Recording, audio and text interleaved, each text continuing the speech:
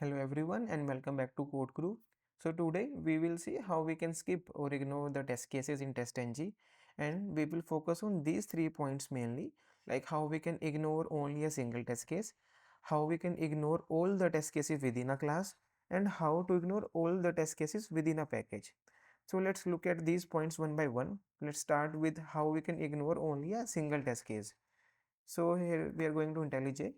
Here I have written one class where I have written 3 test methods, and right now if I execute my test class, you will see that 3 test cases have been executed. Now let's say I want to disable or skip or ignore this test case, right?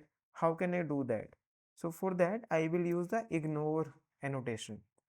So this ignore annotation is provided by TestNG to ignore a test case.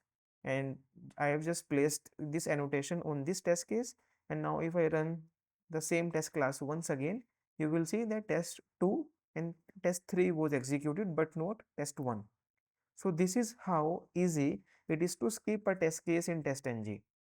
Now there is one another way of skipping a test case, and that is using the enabled attribute of the test annotation. So add test annotation provides many attributes. So if I go into it, you will see that these are the attributes provided by TestNG. Now this enabled attributes helps us decide whether a test case should be executed or not. So let's say if I set enabled is equal to false, then this test case won't be executed as well.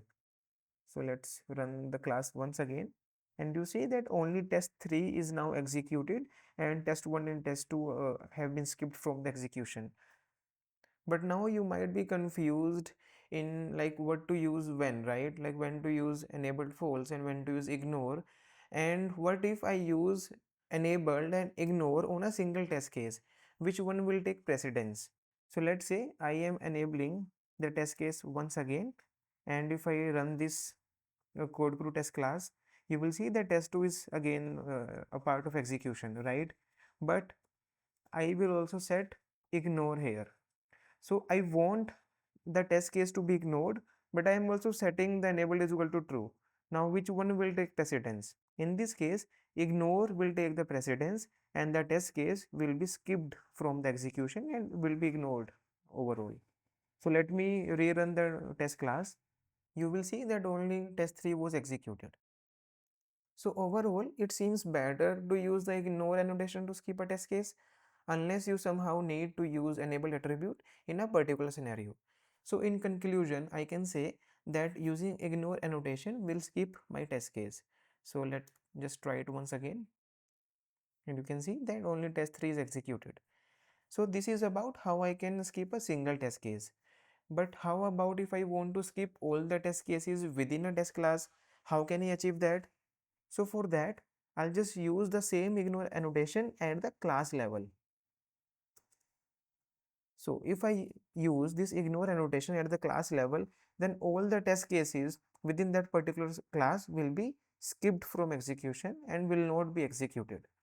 So I'm just running the same class once again, and you can see no tests were found, and again the run was again 0. So this is how we can skip the test cases at the class level.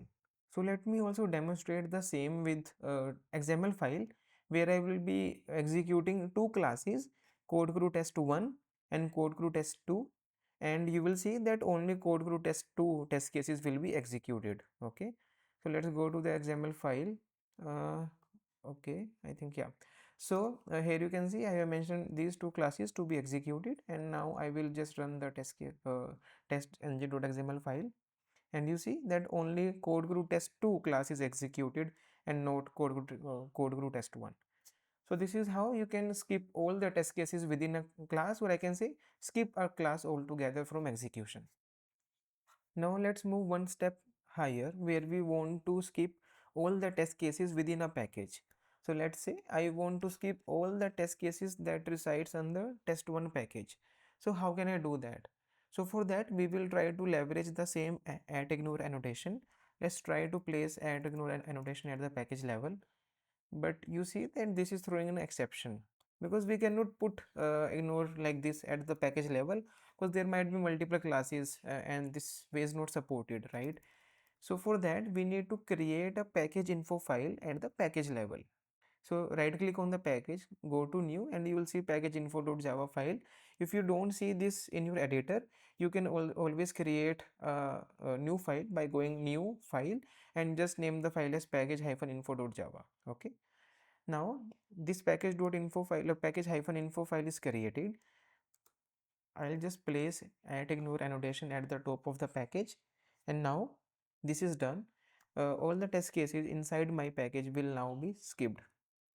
So let's try to run the same class once again. You can see that @ignore annotation is not placed anywhere inside the class. Let's try to run the class once again. You see that no test cases have been executed. Let's try to verify the same thing by running the XML file as well. Again, you can see as Codekru test1 resides inside the test1 package. That's why it has not been considered into execution, and only Codekru test2 was executed. Let's remove the classes and try to run the packages as a whole. Let's say package name is equal to Codekru dot test1, and I want to run, let's say, package Codekru dot test2. Okay. Now I want to run two packages, right? But as test1 package definition has ignore annotation, so that's why it won't be considered into execution, and only test2 package should be executed. So let's run this now. You see that only test2 class has been executed, which was inside test2 package. And this is it for our video. And if you have found this video helpful, please don't forget to like, share, and subscribe for more tutorials. Got any questions or suggestions, please drop them in the comments below. I love to hear from you. Thanks for watching and happy testing. Bye bye.